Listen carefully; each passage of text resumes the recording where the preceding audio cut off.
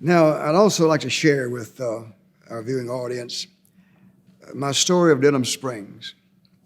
Now, I was well satisfied in Donaldsonville. By that time, we were well accepted in the community. We were doing well. Money in the bank for the church. Our church had gained influence.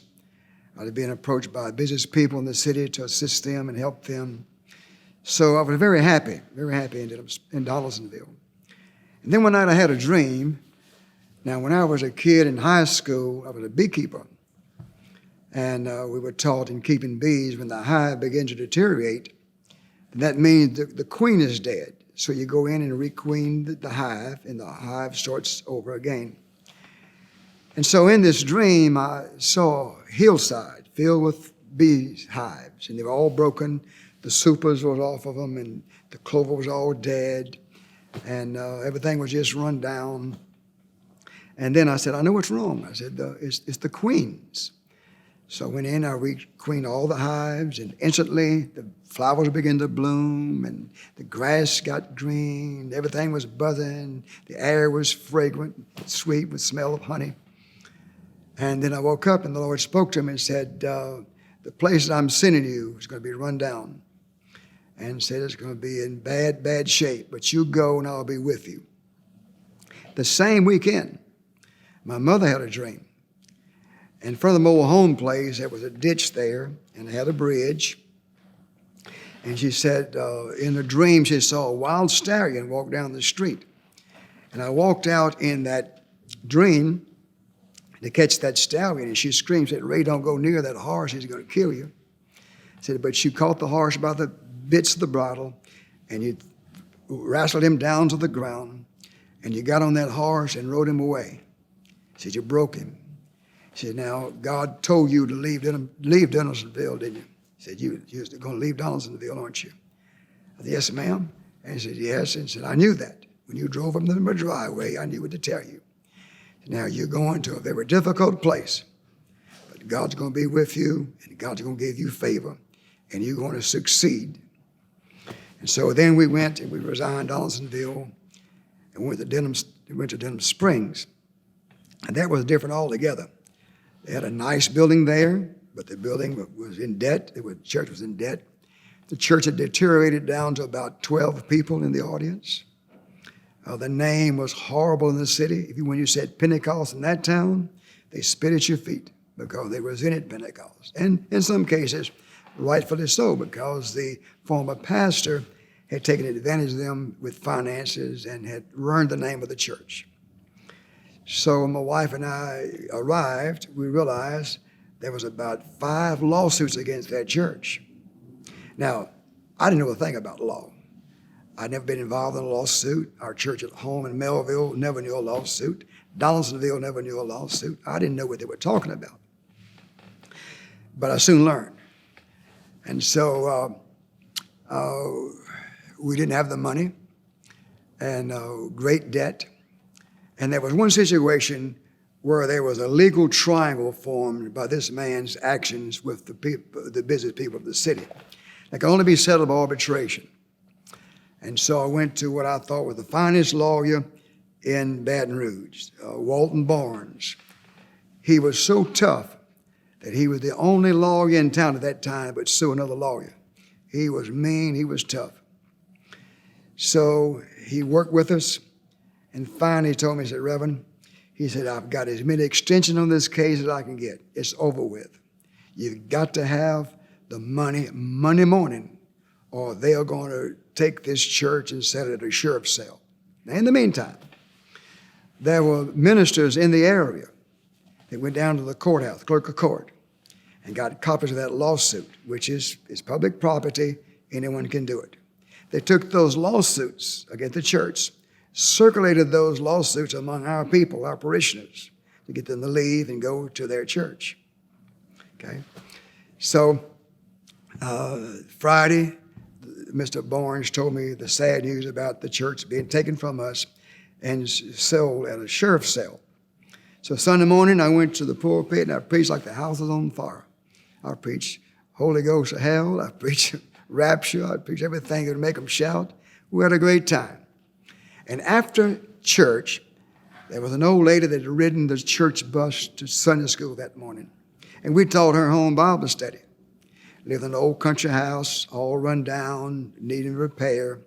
So she said, Brother Johnson said, come drink coffee with me this afternoon. So I told her I would. So I drove out and drank coffee with her and her husband. Had a nice visit.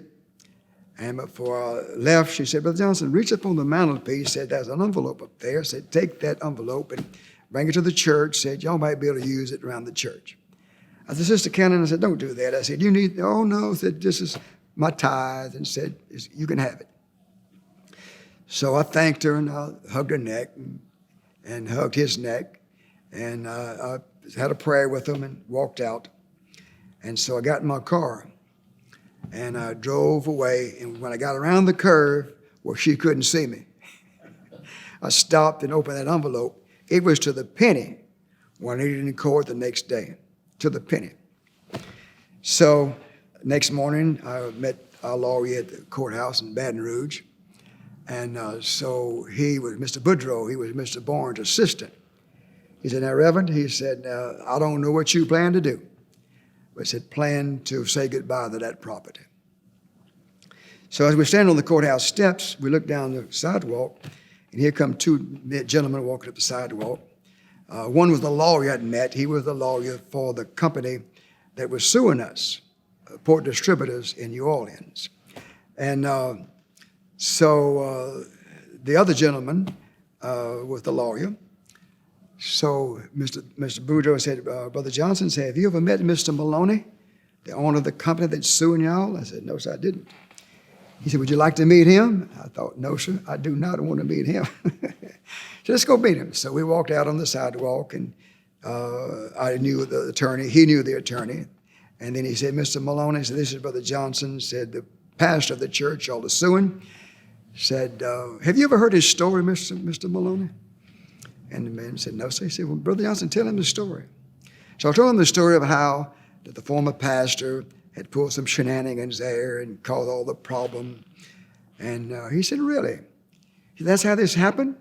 I said, yes, sir. So he turned to his lawyer and said, did you know this happened as the pastor just told the story? He said, yes, sir. He said, you're fired. He said, you're fired. He said, I'm firing you because when we get in the courthouse, the reverend's going to win. He should have told me this before I came from New Orleans. So he said, you're fired. He said, Reverend, said, let's go talk to the judge. He said, now suppose we get in there. And he said, I'm expecting to lose the case. There's no way for me to win. He said, the court's going to rule in your favor. But now, if so, what do you plan to do? I said, Mr. Maloney, I said, I plan to pay you every cent. I said, I'm an operator by trade, heavy equipment operator. And I said, I'll go to work and I'll pay you every cent I owe you. So he said, well, let's go talk to the judge. So the judge called for our court case number. We approached the bench, and Mr. Maloney said, Your Honor, said, if there's a possibility for me and the Reverend to work this out on the court steps, said, would you allow that? And he said, well, of course, if the Reverend agrees with it, said, try. So we went outside the door, and he said, the Reverend said, let me make you a deal. He said, first of all, said, what are you going to do now? You going to pay me? I said, yes, sir, I'll pay you every cent.